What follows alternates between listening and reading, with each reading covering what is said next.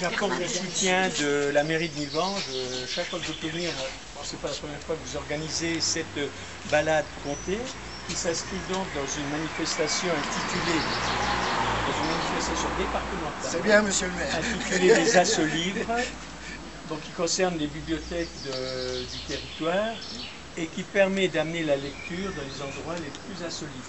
Donc moi, je tenais à être présent pour assister à votre départ et puis vous apporter des encouragements. Enfin, je supporterai pendant tout votre trajet. Voilà, alors bonne journée. Merci beaucoup à vous. Je vais juste rajouter un petit mot au retour de la balade. Donc il y aura une démonstration de chiens guides avec la participation donc, de l'association des chiens guides du Grand Est et je remercie donc Monsieur Ney, son directeur, d'être présent avec nous ce matin.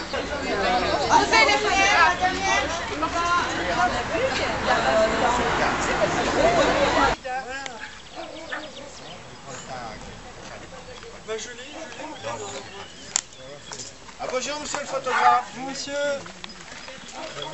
On passe, hein. on fait quoi c'est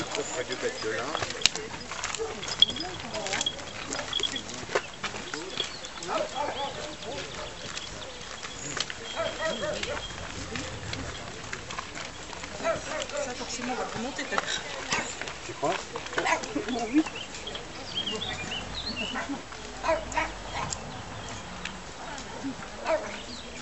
Si la pure est au bord, non, ça si on va cramer, va se mettre le feu. Ah oui, on prend cramer. La nuit,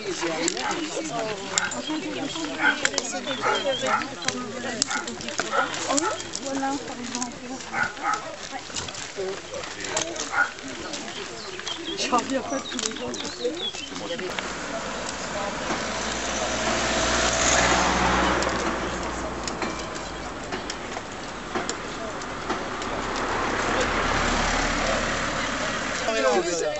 Et donc, voilà pour commencer, ce sont des histoires qui vont commencer dans la nuit.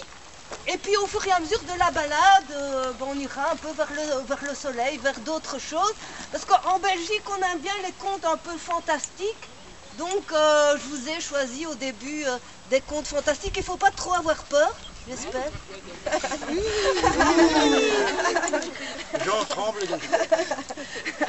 Et donc, pour écouter les contes, soit vous avez les yeux grands ouverts, soit les yeux fermés. C'est ça qui est bien avec les contes, c'est qu'on peut se faire les images dans sa tête et souvent beaucoup écoutent les yeux fermés. Donc voilà.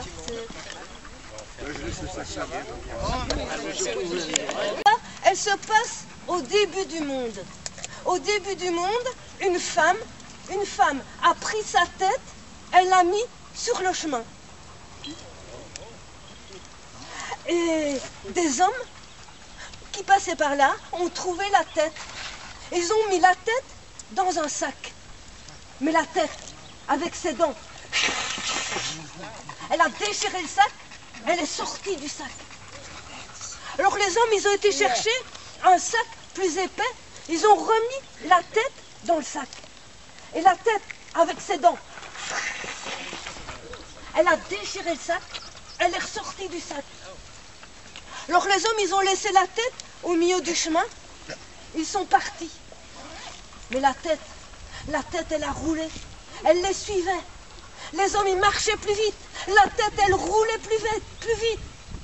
Et là, les hommes, ils sont arrivés devant un grand fleuve. Ils ont attrapé des lianes et ils ont traversé le fleuve. La tête, elle est arrivée devant le fleuve. Et là, elle a fait 3 cumulés en arrière. Elle a pris son élan et tac, tac, tac, comme 3 ricochets, elle a traversé la rivière. Et les hommes, ils avaient envie de la semer. Ils ne savaient pas plus quoi faire.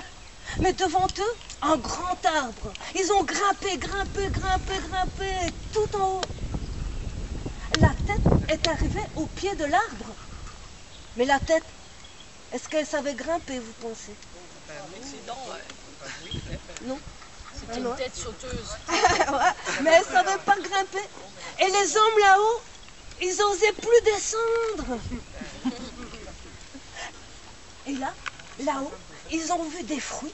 Ils ont cueilli des fruits et ils les ont lancés loin. Belle stratégie. La tête avait faim. Elle était manger les fruits.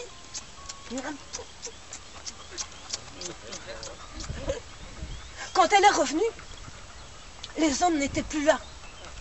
Au loin, un nuage de poussière. Elle a roulé. Un homme s'est retourné. Au secours, la tête nous suit encore. Alors vite, ils ont couru, jusqu'au village. Fermez vos portes, on est poursuivis par une tête. Quand la tête est arrivée au village, il n'y avait plus personne. Mais qu'est-ce que je veux devenir, moi? Elle a roulé vers une porte. Lancez-moi au moins une boule de fil. On lui a lancé une boule de fil. Elle a mis la boule dans sa bouche. Elle l'a lancée. Oh! La boule est allée s'accrocher au ciel. Un fil est redescendu. Elle a mis le fil dans sa bouche. Elle mâchait. Elle montait, elle mâchait, elle montait, elle mâchait, elle montait, elle mâchait, elle montait, elle mâchait, elle montait, elle mâchait, elle montait, elle mâchait, elle montait, elle mâchait, elle montait. Des heures plus tard, les hommes ont entrouvert les portes. La tête n'était plus là. Mais ils l'ont vue. Elle montait encore. Et quand elle est arrivée au ciel, elle est devenue la lune dit.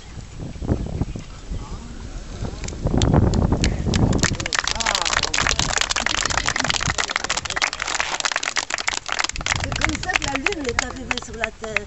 C'est un conte amérindien. C'est un conte amérindien. Et donc c'est une forme de rêve, mais qui nous explique un peu les choses du monde.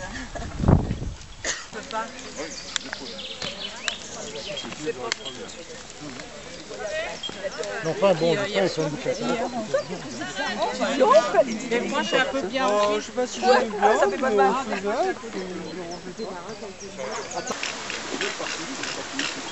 C'est la fête. L'eau est claire ici, il n'y a pas de souci.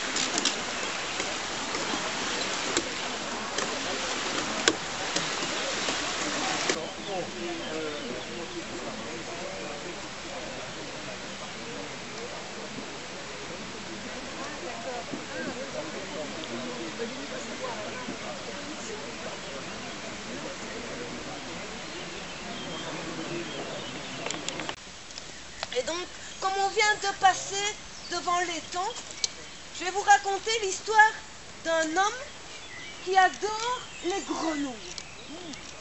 Et quand le matin très tôt, il va pêcher, et puis le matin, il s'installe tout près du marais, dans un marais, et il regarde les grenouilles. Il regarde leur peau verte, leur grande bouche, leurs cuisses. Et à midi, il est toujours là, dans le marais. Il regarde les grenouilles, leur peau verte, leur grande bouche, leurs cuisses.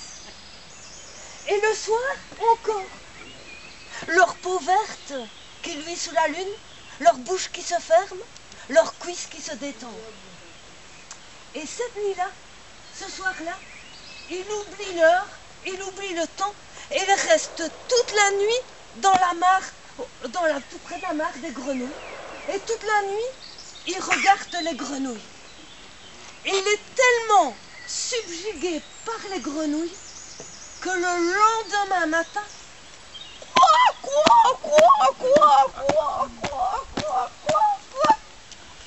et sa femme l'attend sur le seuil de sa maison.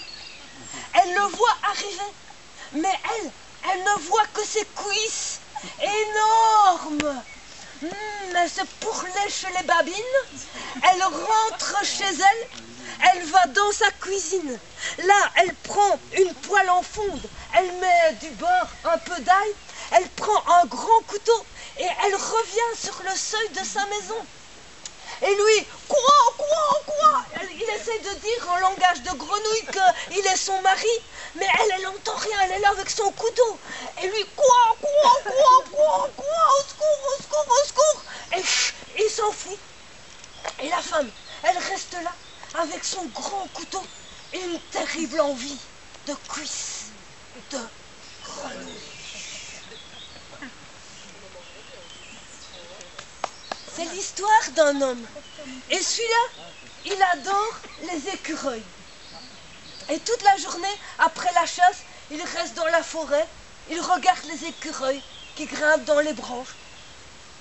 Il regarde leurs yeux, leurs petites bouches, et leur fourrure toute rousse, et leur grosse queue. Et toute la journée, il les regarde à midi, il les regarde encore, leur fourrure, leur petite bouche et leur grosse queue.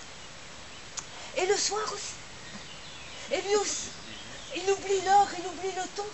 Il est tellement subjugué par les écureuils qu'il reste toute la nuit dans la forêt et le lendemain matin,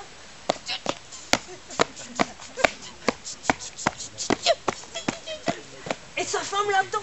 Sa femme l'attend sur le seuil de la maison. Elle voit arriver. Elle le voit arriver. Mais elle ne voit que sa grosse. Alors vite, elle court dans sa chambre. Elle s'étale sur sa couette. Elle lui crie, viens. Et elle reste là, avec une terrible envie de grosse.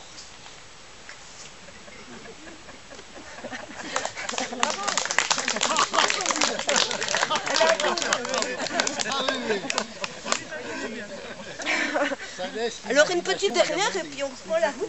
C'est l'histoire d'une femme qui est née avec des grandes oreilles. Et dans le village, tout le monde se moque d'elle parce qu'elle a des grandes oreilles.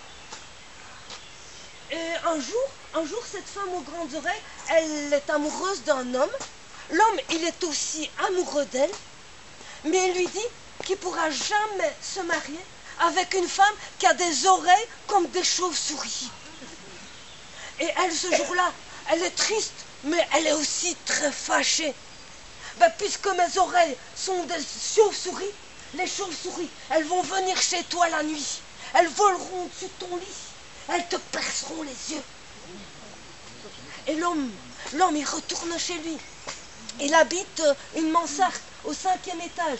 Il remonte chez lui. Et puis il ferme les volets, il ferme les portes, il répare les fissures. Même il monte sur son toit, il remet 2 tuiles qui manquaient sur son toit. Et il se calfeutre chez lui. Et toute la nuit, il tremble. Et quand il entend un petit bruit sur le toit, au secours, on m'attaque, c'est les chauves-souris. On m'attaque, au secours. Et toute la nuit, il tremble, il a peur. Le lendemain matin, il n'a pas du tout dormi. Mais la femme aux grandes oreilles, elle a laissé ses 2 oreilles chauves-souris chez elle. Et elle a dormi sur ses 2 grandes oreilles.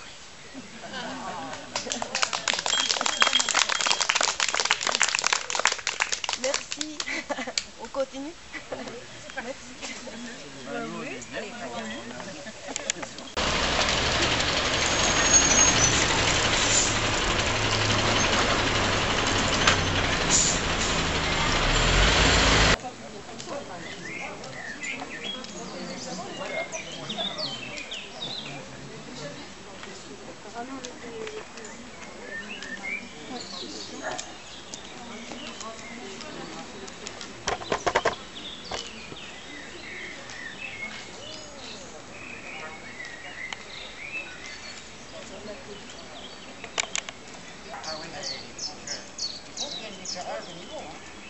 Oui, elle n'est pas assez épaisse.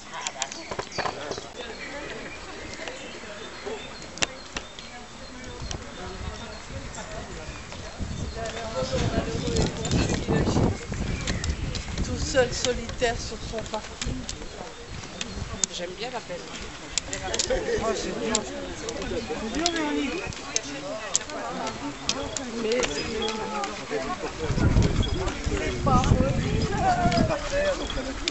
Vous avez tout filmé?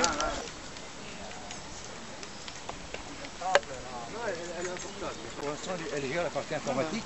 Il faudra, sur son nouveau micro, il faut y aller posément. On a demandé à Socia. Elle est paumée sur un premier.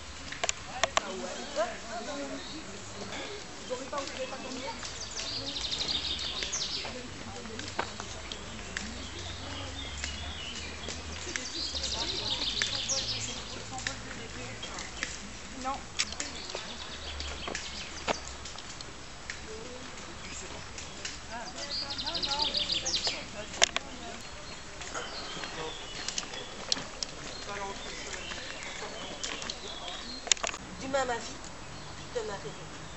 Rendez-vous dans 3 jours. Et Callot dit au curé, mais d'accord, mais surtout, pas d'embrouille, hein. Parce qu'il a fait.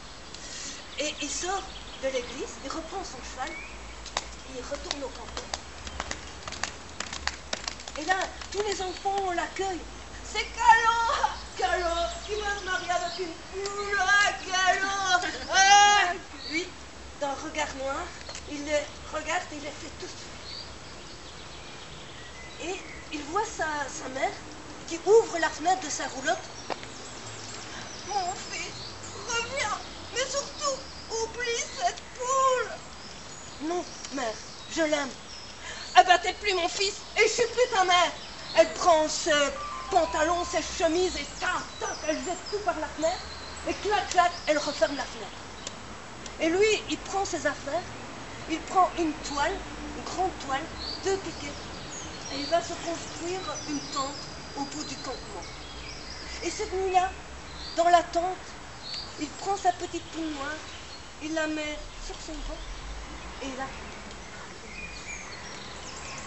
à minuit, elle secoue ses ailes et devant lui, la belle femme avec ses longs cheveux noirs. Vite, il lui met une couverture parce qu'elle est un peu timide. Mais ils s'embrassent, mais ils n'ont pas entendu les pas de la mère. La mère qui marche vers la tente. Elle passe son bras en dessous de la tente. Elle cherche les plumes. Elle attrape les plumes noires, elle sort et elle court et elle jette les plumes dans le feu, dans les braises encore incandescentes. Et dans la tente, on entend un cri « Ah !» et la femme commence à brûler. Vite, Callot sort de la tente et il voit une ombre noire qui s'enfuit et une fumée noire qui monte du feu. Il court vers le feu, ça sent le poulet rôti. Et vite, il prend les plumes, il les ramène dans la tente, et là, la femme entend quoi, et elle retourne dans ses plumes. Et la petite poule caquette tristement, elle a le bout des ailes tout brûlé. Alors la nuit suivante, Callot remet sa petite poule sur son ventre, il la soigne. À minuit, la belle jeune femme, elle a juste les épaules brûlées et le bout de ses cheveux tout brûlés. Alors il la soigne. Il la caresse. Et le 3e jour, enfin, il prend sa petite poule sur son épaule, il saute sur son cheval et tac, tac, tac, il va vers le village. il ouvre la porte de l'église. Le curé est là. Il a préparé 2 chaises. Une chaise pour Callot, une chaise pour la petite poule. Et on voit arriver dans le fond de l'église tout le village qui arrive. Ouais, on ne voulait pas se manquer cet événement. Callot qui se marie avec une poule. Et le curé, chère poule, est-ce que tu acceptes de te marier avec cet homme, Callot? Cote. On dira que c'est un oui. Et Callot, acceptes-tu de te marier avec cette poule? Oui. Et au moment où il dit oui, la jeune femme, elle sort de ses plumes. Elle est là avec ses longs cheveux tout nus. Vite, le curé prend la nappe de l'autel, il la recouvre. Et Callot et la belle jeune femme s'embrassent. Je suis Kitsi, la fille d'un roi gitan. J'ai été prise par un terrible sort. Maintenant que tu as dit oui, je pourrais être femme pour toujours. Et dans l'église, les chapeaux se lèvent. Waouh. Et même la mère. Oh mon fils. Et on fait la fête toute la nuit.